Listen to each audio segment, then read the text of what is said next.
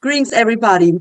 And I hope you woke up with a hope. I hope you woke up with something that will carry your dreams on. And I want to greet all of you, my IP Resilience family, my IP Resilience team, and my supporters that you are out there. And of course, if you do not have such a hope, if you do not have a little bit of, a little energy, hopefully by the end of the segment, you will get a little bit of rekindling of your hopes and dreams and goals, and you want to like consume everything that we're going to say to you, and you will take it to the different level, and you will wake up next day more energetic. So this is our hope, to give you resilience, to give you hope, to give you the dreams, to rekindle everything. And I have a perfect person for that, to do it today for you. I have a Stella Kikoyo, and she is the editor and the chief of the Stellar Woman magazine. She's also transformational and strategic, the life coach. She's a business trainer, and she's a senior lecturer in business and marketing. And there's so many things that she's also good at. She's a wife, she's the mother of the three most amazing kids, and she has so many dreams that she will be sharing with us. But first of all, we're going to get to know her. So hi, Stella, how are you today? I'm all right, Ilona. Thank you so much for inviting me. How are you yourself? I am blessed. I am blessed to be able to wake up, of course, to acknowledge that I am, life is a gift, and you have to carry on with that. This is the great, a possession that we have to protect and be joyful about every single thing that we have. So Stella, tell us about, where you come from. I know you have a most beautiful accent out there, and tell us about where you were born, every your inspiration, aspiration, and why you do what you do right now. Thank you very much, Ilona. Thank you. I'm really thrilled to be here and to be talking to the IP Resilience audience. So glad that I am here. Indeed, I come from Uganda in Africa, a small country in Africa. It's actually called the Pearl of Africa. And that's where I was born and actually raised all the way into adulthood before I moved to the UK. I was raised in a family of seven. And yes, such a big family, something you're not used to when you're in the West, but it is that big family, and with a big extended family still. So something really, really not so much what you see in the West. So I had aunties and uncles to look after me, and I also had my grandparents who were also there. So I had a lot of scaffolding. I had, as a girl, I had a lot of people who looked at me, who poured into me, who I still, some of them are not around anymore, but I still hear their voices, see their laughs, and all of that gives me the energy to keep carrying on. So it is a bit different in Africa from the West. It's quite poor as a country. We all know Uganda is a poor and evolving country, but it is rising up, and most people are now aspiring, especially the fact that the world has opened up. You look at you, we are talking in time, in different time zones. So that's how even in Uganda, things have opened up and people are becoming more aware of different potentials and different possibilities, which is a good opportunity to be alive today. Before that, we were just a country closed off and we wouldn't know what is happening in the West. But today we do know what happens in Africa. We know what happens in Asia, and we can tap into that knowledge at any time. Yeah, so I grew up there as a young girl, but I was the eldest among all my siblings. Yes, so I had to be a role model quite early. And then my mom became a single mom. So I really had to be a mother at that point in time. So I have a different way and approach from different people, really, because I had to step up quite early in my life. And with that, it comes a lot of obligation, a lot of responsibility, which I think I carry on into my adulthood. And yes, I went to education there, graduated. My first degree was in business administration there. And even my past master's was there before I moved to the UK. I moved to the UK as a married woman. My husband had moved to start law practice in the UK. And with that, it meant that I had to come and shift everything, shift my mindset, shift my culture, shift, yeah, raise children who only know, mostly know the West, although I do take them back in Africa, but they do know mostly the West. So I raise them as Western children and a bit of African, of course, because they have to know their culture, their background as well. And with that, I also transitioned into, I continued to become a lecturer, was given an opportunity to continue lecturing here in the UK because I was a lecturer back in Uganda. And I lecture for the Chartered Institute of Marketing, but as part-time because I was a mother. I've been a mother of three, two boys and one girl. And at some point, life became like, is this it for me? And that's how I transitioned to go into training as a strategic intervention life coach with Tony Robbins. And with that, I had a long story, which we shall transition into a long story that brought me into questioning my life. And the more I questioned my life, the more I went into discovering. And as a person, I don't go alone. Maybe because I was a first child, I had to say, where are the women? We are going to change our stories together. Come, please. So I had to create a network that has to drive all the women, and hence the Stella Woman magazine as well. And everything is about pushing us to bring us to our highest self, whatever it is for each one of us. Yes. So I don't know if that is Absolutely love your story, how passionately you have described that, how you stood behind everything that you're, from your childhood, from your adulthood, from your transition, even that you grew as a woman with the aspiration, and you cared a lot of being responsible as a, the oldest child, being a role model, becoming that strength for everybody, becoming the hope for your siblings, that they will be relying on you as well. So this is very, I'm sure you have learned a lot, but let me ask you this, like, what have life taught you? What was your life's biggest lesson that you have encountered, that you live and embrace?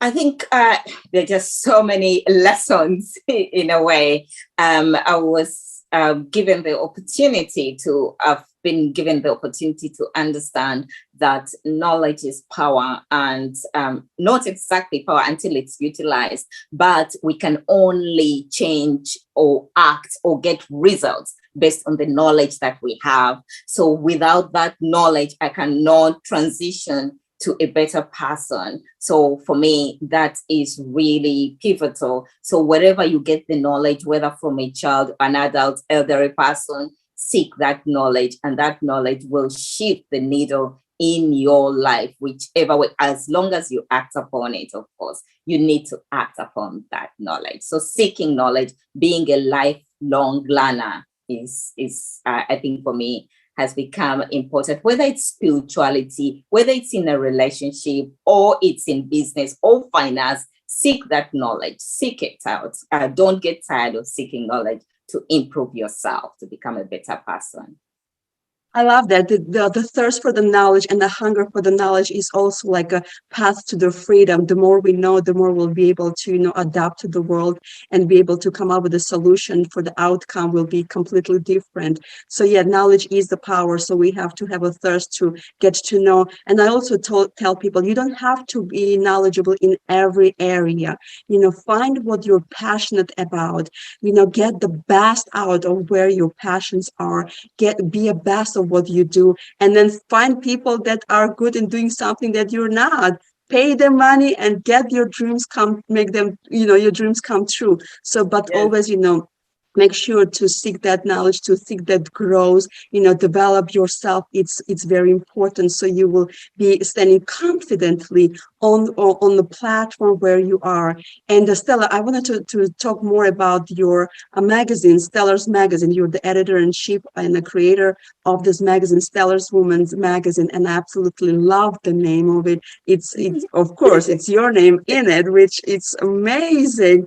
And so share how you started that, when did you start that, and what was behind the why.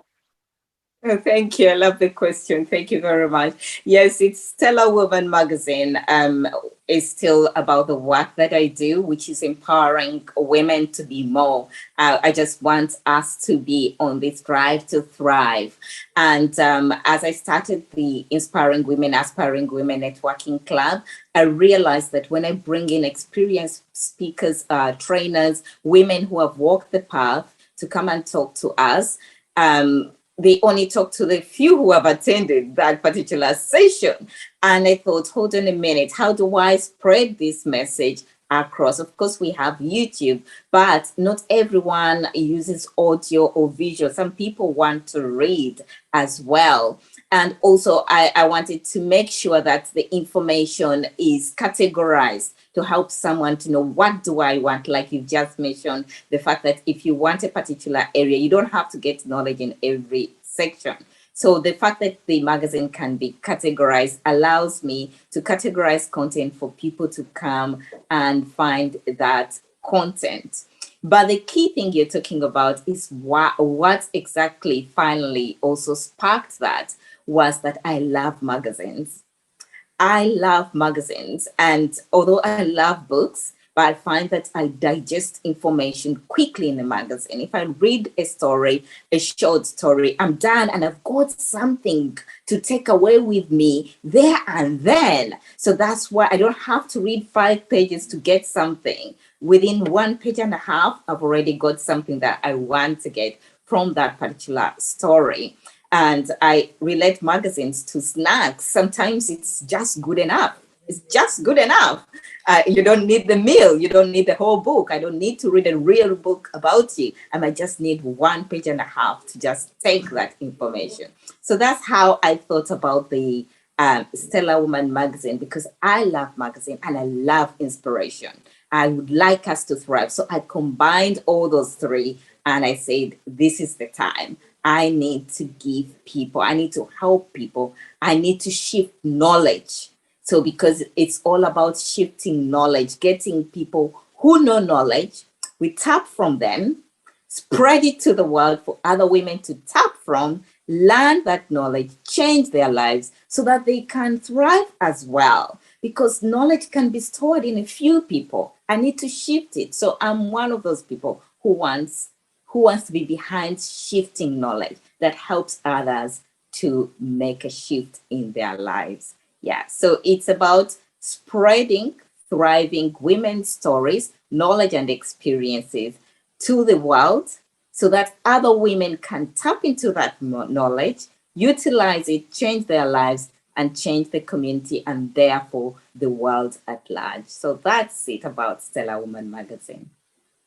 I love it. Absolutely. You are so passionate about the knowledge, and the knowledge for you is the like a foundation and like a reason and the why you want to push everything. So you pretty much underline that the story can also be influential and impactful, and they can share the knowledge to somebody, not necessarily maybe head knowledge, but heart knowledge, because people also need to know what is behind everything. And if we don't feel good about doing something or going after something, then we have to also be very intuitive to our intuitions, of course. So knowledge will set us free, and it's very important to have that in one way or another. And the biggest knowledge for me is discovering that there's a higher power for me that can give me beyond the knowledge, like a wisdom. There's like some kind of like we say gut feeling, right? There's something is stirring in your heart and you're not feeling good, and that knowledge is so much more than the books can share with us, right? But I agree with you that sometimes the best knowledge you can receive is by reading something small. it's the cut to the chase. It's very easy. It's very fast, because in our society, who has time to read like a novels or like a thick book? But something, using as a small stories, but influential stories, you can gain actually more. Like it's like, your entire buffet right there on a plate, right? You can eat and enjoy every single one that you have handpicked. And of course, smelling the magazine is important. It's so cool. So, and just seeing the product of your hand, I think it inspires you to do even more, Stellar. So I'm very admire what you do, and I'm fascinating about your stories, where you come from. But right now, I know we also targeting the women out there, and women also watch the show. Of course, what would you say to the woman out there who maybe has a dreams, but has so much doubts, who has so much gifts and potentials, but she doesn't know where to go? So what would you tell her right now? How would you rekindle her dreams and inspire her? There's so many ways in which a person, of course, first, I would say that that is a good question, and many women are stuck at that point. They're at that point where it's a dream, but it's hidden, and that's how the Stella Woman magazine is there to spread those stories. And I realized that a number of women have come back to say, oh my goodness, these women have achieved this. That means I can achieve this. So you can see it's the power of the story, but you have to find that story that speaks to you. So all the women, including myself, have had a dream. And it's about saying something that is positive to yourself, like I can do it. Is it Henry Ford's saying? And if anyone can repeat it, if you say you can or you can't, either way, you're right. And I think that for me made me understand that I need to make a choice. I need to make a choice. Am I going to say I can, or am I going to say I can? It's going to be back to me. It's my choice. So if a woman can just say I can several times to themselves, therefore you're shifting the mind to start believing, because the mind doesn't know what is right, what is wrong, what is. So we need to feed it with what we want, what we desire. So, and the more we do that, the more it comes to us, the more we start to find ourselves in that motion towards that we desire. I know that when you have fears, because I've had fears, it's very difficult. And for that reason, there are so many things you need to do. First of all, and you'll need to go into spaces where people are having conversations that are empowering, that are talking about dreams. Once people start having such conversations, you will shift your mind, because we are what we feed our minds on. So the moment you hear lots of people talking about dreams, you will feel like you too are worthy, and you are worthy, of course. And the moment you are in that space, you will shift. So you need to shift into a space where people are having that kind of vibrating and energy, high frequency kind of conversations, so that you can also shift in that way. Of course, if it's really fearful, you might need a coach. You will need a trainer. You will need other forces that are external. But what we need you is first to know that all the power comes from within. Even the power to choose new friends. Even the power to choose who to listen to. Even the power to choose to go for a coach and pay for that service is the power that is within you. You need to understand that everything has to come within you, and you are capable of anything that your heart desires. And that for me would be more empowering, just knowing that I am capable and I am worthy. And the God who made us all is a God who loves us all and loves us the same. And therefore, the God who gave the other person who has achieved that dream is the God who can give you, or who has already given you. You just need to take up your position, take up that space, and start moving towards what your dream is about. Yeah. This is such a wealth of wisdom that you have shared with us, Stella. You said that we are worthy. There's a power from within us, and transform the power of I can't to I can. So believe in who we are, believe in whose we are, and the potentials that we have, and not settle for the less, and go after the, gravitate after the women, after the people who have the same energy, the same passion, some who can give you positive information and positive vibes. So it's important to surround yourself with the people, places, and things that will motivate you and not put you down and not drain you or bankrupt you spiritually, mentally, and physically as well. So be out there, guys. You know your worth. Know that there is a power of I can, and there is a power and determination from within you. So we want to thank you, Stella. We want you to go, grow, and glow. So all of your dreams will come true. Remember that we are the best of your supporters, the best cheerleaders for you, and we will be cheering you on in your endeavor, in your journey, in your adventures, in your dreams that you have for all of us. We will have you back again. But until then, guys, I want you to stay happy, healthy, and safe. Please remember to subscribe to this channel. And if you want to be a guest, please reach out to us as well. So thank you so much, IP Resilience family, friends, and a team. It was Ilona from IP Resilience. See you next time.